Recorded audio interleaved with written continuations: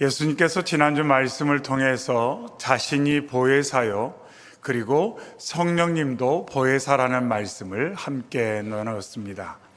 보혜사는 우리 곁으로 오셔서 우리를 위로하시고 우리를 상담해 주시고 우리 가운데 은혜를 베푸시는 주님을 우리가 보혜사다, 이렇게 함께 나누었습니다. 예수님께서는 자신이 이 땅에 오셔서 보혜사로서 십자가에서 모든 것을 내어주시고 십자가의 사건과 부활의 사건이 우리를 위로하시는 사건, 우리를 도와주시는 사건이다, 이렇게 말씀을 하셨습니다. 그러면서 장차 또 다른 보혜사가 와서 너희들을 도와줄 것이다. 그는 진리의 영으로서 너희가 지금까지 보지 못했던 것을 보게 함으로 말미암아 너희에게 평안을 끼칠 거다, 이렇게 예수님 말씀을 해 주셨습니다.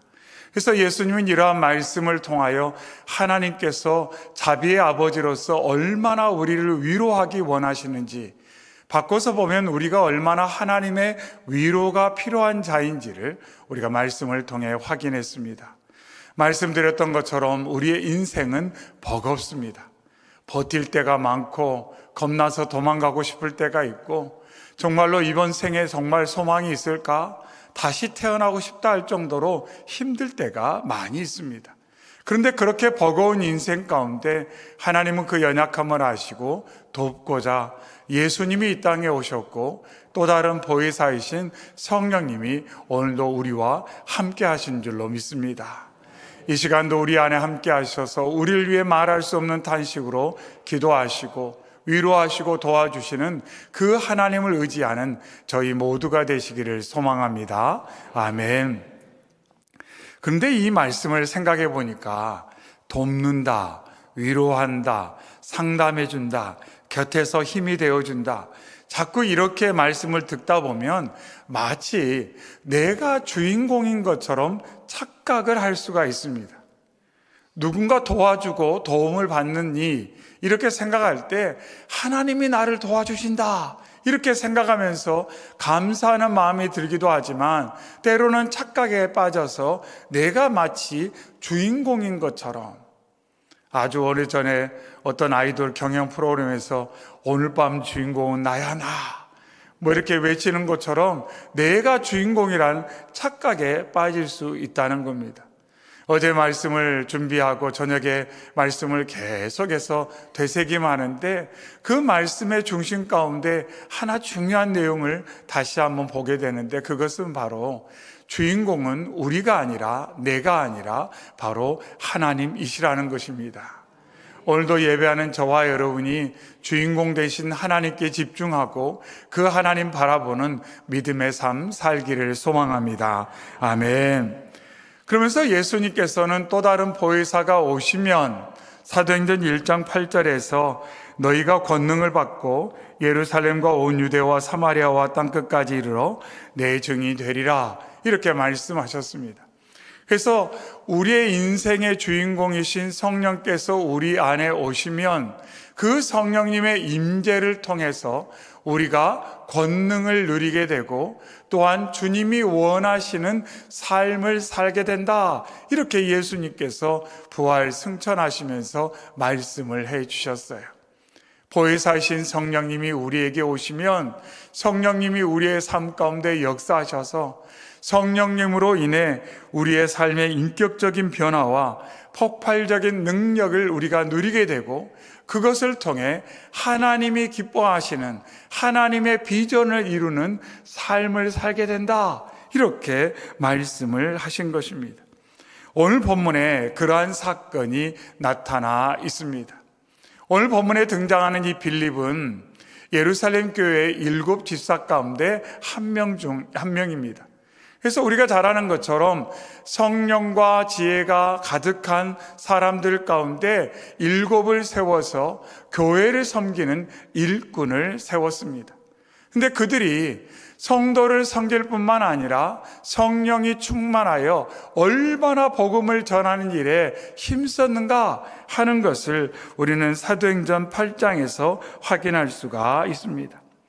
예루살렘 교회의 핍박이 가해지자 이 빌립 집사는 사마리아 지역으로 가서 복음을 전했습니다.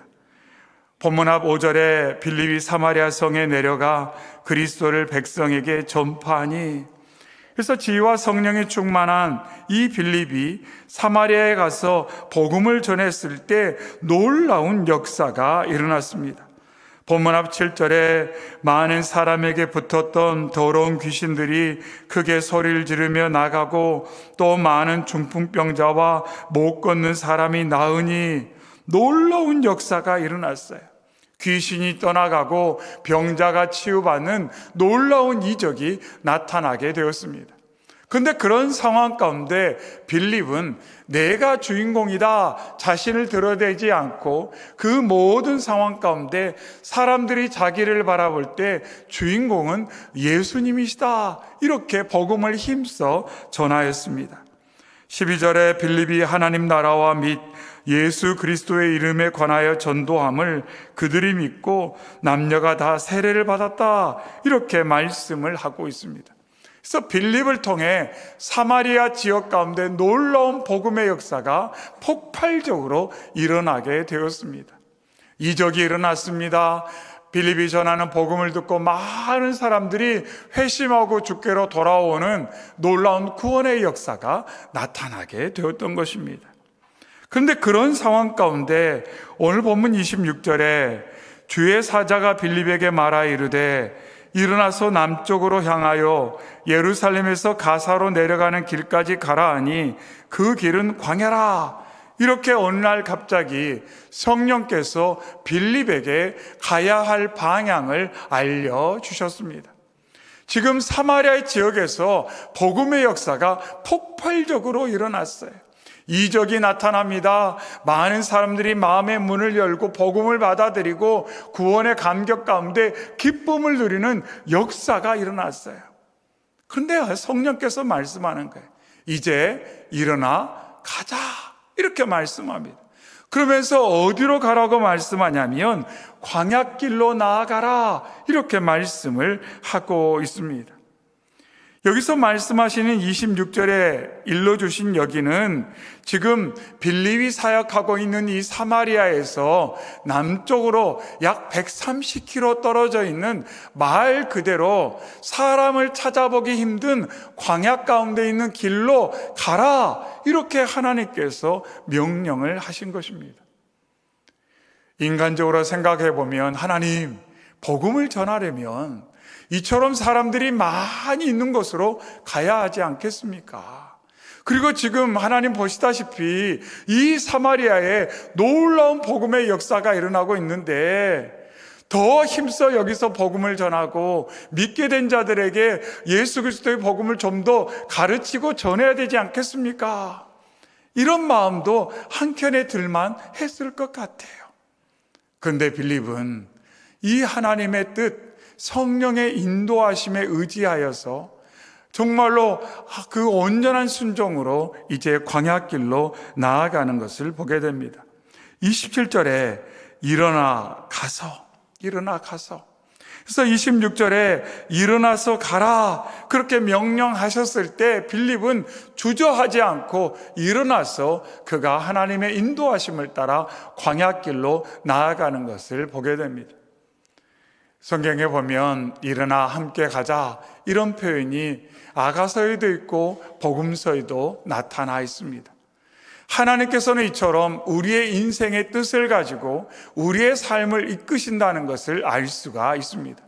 그런데 여기서 한 가지 우리가 유의할 것은 일어나서 가자 말씀하시는 음성을 들었지만 그 주님이 이끄시는 방향에 소망이 일어나지 않을 수도 있다는 거예요.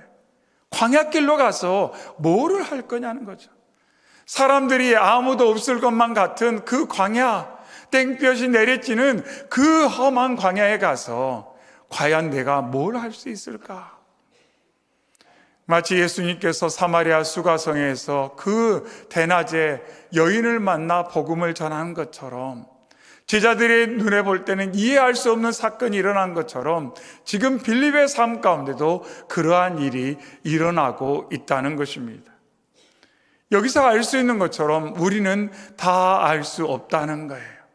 하나님의 계획하신 뜻과 계획을 우리는 다 추측하거나 예상할 수가 없다는 겁니다.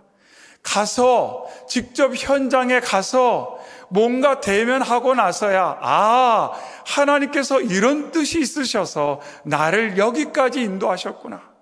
아무런 소망 없어 보이는 이곳으로, 아무런 가능성 없어 보이는 이곳으로, 아무런 비전 없어 보이는 이곳으로 이때 하나님이 나를 인도하시는 목적이 있구나 하는 것은 거기에 가봐야, 그 시간이 되어봐야 그제서야 깨닫는 것이 우리의 연약함이라는 것을 우리는 알게 됩니다.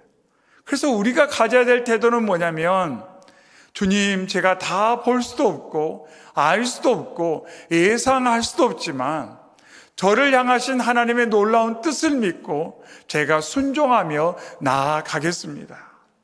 그 마음으로 빌립이 나아갔는데 저와 여러분도 그러한 믿음으로 주님의 인도하심을 따르기를 소망합니다. 아멘.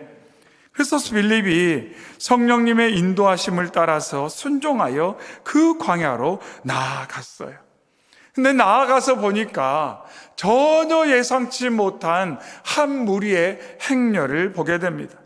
누가 봐도 권세 있는 누군가를 모시고 가는 행렬로 보였던 것입니다.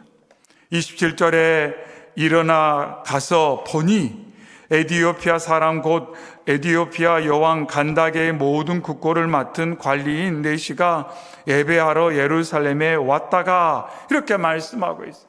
처음에는 누구인지 몰랐을 거예요. 하지만 그 모든 상황을 조금씩 알아가면서 하나님께서 얼마나 놀라운 만남의 기회를, 만남의 복을 예배에 놓으셨는지 그제서야 빌립도 확인하고 깨닫게 되었을 것입니다. 하나님께서 이처럼 놀라운 만남을 위해 나를 이 광야길로 인도하셨구나. 아무것도 없는 것 같고 아무것도 기대할 수 없는 것 같은 이곳으로 하나님 인도하실 때 내 마음에 의문이 일어났지만 주님의 그 신실하심을, 그 능하심을, 진리의 영을 믿고 여기까지 왔더니 하나님께서 이 놀라운 만남을 갖게 하셨구나. 그제서야 빌립이 깨닫게 되었던 것입니다. 더 놀라운 것은 28절에 있는 것처럼 돌아가는데 순례를 타고 선지자 이사야의 글을 읽더라. 더 놀라운 것은 뭐냐면 그 에디오피아 사람이 가는 길에 이사야를 읽고 있었다는 거예요. 하나님의 말씀을 읽고 있었다는 것입니다. 정말 놀랍지 않습니까? 아무도 없을 것만 같은 그 광야길에서 놀라운 행렬을 봤는데 에디오피아의 막강한 권력을 가지고 부를 가진 그 사람을 만나게 되었고, 더 놀라운 것은 그가 하나님을 믿는 사람이요 겸손한 예배자요 돌아가는 길에도 하나님의 말씀을 읽고 그 하나님의 말씀의 뜻이 무엇인지를 깊이 묵상하는 그 사람을 빌립이 만나게 되었다는 것입니다. 내가 찾은 것 아니에요. 내가 찾아 나서서 만난 것 아니에요. 하나님의 인도하심을 따라갔더니 하나님께서 이렇게 놀라운 만남을 예비하셨다는 것입니다. 매일의 삶 가운데 주의 인도하심을 받아 삶을 살아가면서 저와 여러분도 이렇게 만남의 복을 누리기를 소망합니다. 아멘. 에디오피아 관리가 읽고 있었던 말씀은 이사야 53장 7절과 8절의 말씀입니다. 오늘 본문 32절과 33절에 읽는 성경 구절은 이것이니 일렀을 때 그가 도살자에게로 가는 양과 같이 끌려갔고 털 깎는 자 앞에 있는 어린 양이 조용함과 같이 그의 입을 열지 아니하였도다. 그가 굴욕을 당했을 때 공정한 재판도 받지 못하였으나 누가 그의 세대를 말하리요 그의 생명이 땅에서 빼앗김이로다. 이런 말씀을 이 에디오피아 사람이 읽고 묵상하고 있었다는 겁니다. 그런데 아무리 읽어도 무슨 뜻인지 알 수가 없다라는 거예요. 저희도 말씀을 읽을 때 때때로 그 말씀이 이해되지 않아 답답할 때가 있지 않습니까? 무슨 내용인가? 그 말씀의 본래 의미가 무엇인가? 그리고 그 말씀을 통해 하나님께서는 나에게 뭘 말씀하기 원하시는가? 알아가기가 힘든 본문 말씀들을 종종 대하게 되더라는 겁니다. 근데 참 귀한 것은 에이 몰라 그리고 덮지 않았다는 거예요. 언젠가 알게 되겠지 이렇게 그냥 방치하지 않았다는 겁니다. 읽고 또 읽고 묵상하고 하나님 이 말씀의 뜻을 알려주십시오 기도하는 마음으로 이 이사야 말씀을 묵상하고 있었던 것입니다. 이런 상황 가운데 이제 빌립을 만나게 됩니다. 34절에 그 내시가 빌립에게 말하되 청컨대 내가 묻노니 선지자가 이 말한 것이 누구를 가리킴이냐 자기를 가리킴이냐 타인을 가리킴이냐 이렇게 질문하고 있습니다. 그가 어디까지 묵상을 하고 어디서부터 답답함을 느끼게 되었는지를 이 질문을 통해 알 수가 있습니다. 말씀을 묵상해 가는데 이 이사야가 예언한 이 어린 양 고난 가운데서도 묵묵히 고난을 감내하는 이 어린 양은 자기를 말하는 것이냐 아니면 이사야가 아닌 또 다른 인물에 관한 내용인가 하는 것에 대한 의문, 그 의문을 갖고 있다가 빌립을 만나자 질문을 던지고 있는 것입니다. 빌립은 에디오피아 관리에게 이사야가 말한 어린 양이 누구인지를 설명합니다. 35절에 빌립이 입을 열어 이 글에서 시작하여 예수를 가르쳐 복음을 전하니. 그래서 빌립이 이 에티오피아 내시가 읽고 있던 이사야의 말씀을 시작으로부터 해서 구약의 말씀이 메시아를 향한 말씀이요 메시아가 바로 예수 그리스도이심을, 복음이 무엇인지를 이 에티오피아 사람에게 장황하게 증거를 하게 됩니다. 쉽게 말하면 여기에서 1:1 양육이 진행된 거예요. 그렇지 않습니까? 말씀을 읽어도 이해되지 않은 그 내용을 가지고 복음을 증거하고 예수님이 누구이신지, 하나님은 왜 예수님을 세상에 보내주셨는지, 지금까지 어떠한 놀라운 역사가 예수 그리스도를 통해 성령님을 통해 이루어졌는지, 그러한 내용을 이 에티오피아 사람에게 이 빌립 사도가 아주 선명하게 증거를 하고 전도를 하였다는 것입니다. 이런 상황 가운데 38절에 이에 명하여 수레를 멈추고 빌립과 내시가 둘 다 물에 내려가 빌립이 세례를 베풀었다. 얼마나 긴 시간 동안 이들이 함께 했는지 알 수 없어요. 근데 이 에티오피아 사람이 빌립을 통해 복음을 접하고 나서 예수 그리스도를 통한 구원의 은총을 누리게 됐습니다. 믿음의 고백을 하게 되었어요. 그리고 나서 그 둘이 멈춰서 물에 내려가서 이제 빌립이 이 에티오피아 사람에게 세례를 베푸는 놀라운 장면이 기록되어 있습니다. 아주 많은 시간이 아닐지 모릅니다. 그러나 복음의 역사가 폭발적으로 나타났고 이 에티오피아 사람이 자신의 입술로 예수 그리스도를 구주로 고백하고 그가 물세례를 받게 되는 장면이 여기에서 기록되어 있다는 것입니다. 그런데 오늘 본문 말씀 가운데는 또 놀라운 장면이 연이어져 나타나 있습니다. 39절에 둘이 물에 올라올새 주의 영이 빌립을 이끌어 간지라. 내시는 기쁘게 길을 가므로 그를 다시 보지 못하니라. 지금 광야길에서 놀라운 만남의 사건이 일어나고 복음의 역사가 나타났습니다. 빌립이 에티오피아 사람을 만나고 그 둘의 만남을 통해 복음의 놀라운 열매가 맺히게 되었습니다. 그런데 이 결정적인 순간에 성령께서 다시금 빌립을 강권적으로 인도하시는 모습이 나타나 있습니다.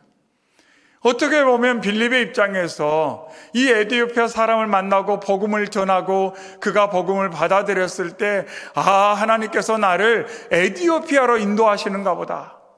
하나님께서 나를 에티오피아로 인도하셔서 저 먼 나라에 가서 예수 그리스도의 복음을 전하라고 하시는가 보다. 이 일을 위해 하나님께서 에티오피아에서 이렇게 권력을 가진 사람을 만나게 하셨나 보다. 아마 그런 생각과 기대가 왜 없었겠습니까? 그런데 성령께서는 강권하여 빌립을 다른 곳으로 인도하고 계셔요. 그런데 참 귀한 것은 여기서도 빌립은 순종하고 따른다는 것입니다.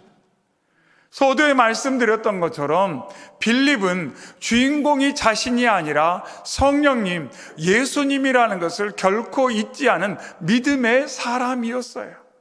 내 마음의 왕자에 내가 앉아 있는 것이 아니라 예수님, 성령님이 앉아 계시고 그 성령님이 이끄시는 대로, 주님이 나를 이끄시는 대로 내 판단과 내 이성적인 결론을 내려놓고 주님을 따르는 것을 여기서 볼 수가 있습니다.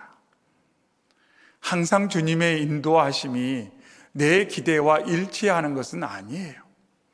주님의 이끄심이 내 이성적인 판단에서 늘 쉽게 이해되는 것은 아니라는 것도 우리는 오늘 본문 말씀에서 볼 수가 있습니다. 처음에는 광야길로 가라 말씀하실 때도 아멘 하고 따라 나서지만 광야길에 아무것도 없는데 그 땡볕에 내가 뭘 기대하고 갈 수 있을까? 그러나 주님의 뜻이오니 제가 아멘 하겠습니다. 빌립이 순종하고 나아갔을 때 거기서 만남의 복을 누리고 복음의 귀한 열매를 거두었습니다. 폭발적인 복음의 역사가 나타났지만 또 주님께서 이끄셨을 때 빌립은 주님의 뜻을 다 알지는 못하지만 또 순종하고 나아가는 것을 보게 됩니다. 어떻게 보면 에디오피아 사람이 빌립을 간청했을지도 몰라요. 좀 더 함께 갑시다, 이렇게 말했을지도 모릅니다. 그러나 빌립은 주님께서 제게 허락하신 시간은 여기까지인 것 같습니다. 제가 앞으로도 계속 기도하겠습니다. 주께서 주신 이 말씀을 앞으로도 묵상하시고 이 말씀에 기록된 모든 내용이 방금까지 들은 예수 그리스도에 관한 내용이라는 것을 결코 잊지 마시고 십자가 의지하시고 성령님을 소망하며 믿음으로 사십시오. 격려를 하고 빌립이 호련히 떠나는 것을 볼 수가 있습니다. 오늘 말씀 가운데 하나님께서 성령을 통해 얼마나 믿음의 사람들을 통해서 복음의 역사를 이루셨는지를 우리는 확인할 수가 있습니다. 그리고 더 중요한 것은 모든 것의 주인공은 사람이 아니라 하나님이시라는 겁니다. 모든 것의 주인공은 사람이 아니라 하나님이라는 겁니다.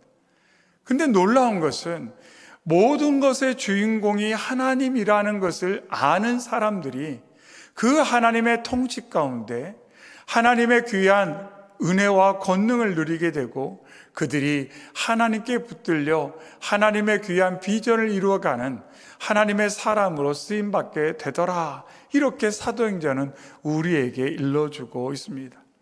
사도행전 1장 8절 성령이 우리에게 임하시면 권능이 임하고 그 권능을 통해 우리의 인격과 폭발적인 능력을 경험하여 복음의 역사가 나타난다. 이렇게 주님이 말씀하시고 그 놀라운 증거가 오늘 본문에 담겨 있는데 바라고 원하는 것은 저희가 언제나 우리의 마음에 예수 그리스도를 왕으로 모심으로 말미암아 주님의 주권, 주님의 통치 가운데 삶을 살아가고 그로 인해 주님의 돌보심과 보호함을 경험하며 우리의 삶을 이끄시고 우리의 삶 가운데 역사하시는 저와 여러분 되기를 소망합니다. 항상 잊지 않았으면 좋겠어요. 예수님이 나의 왕이요 나의 주인이시다. 나의 왕이요 주인이시다. 오늘도 제가 왕의 통치를 받겠습니다. 오늘도 제가 주인의 음성에 귀를 기울이겠습니다. 그리고 그 통치를 따라 그 음성을 따라 오늘 살아가겠습니다. 혹여 제 생각과 잘 부합하지 않는 듯한 뜻이 있더라도 내 이성으로 판단했을 때 수용하기 쉽지 않은 그런 말씀의 내용이 있더라도 제가 세상의 모든 것 아시고 합력하여 선을 이루신 하나님을 믿고 나아가겠습니다.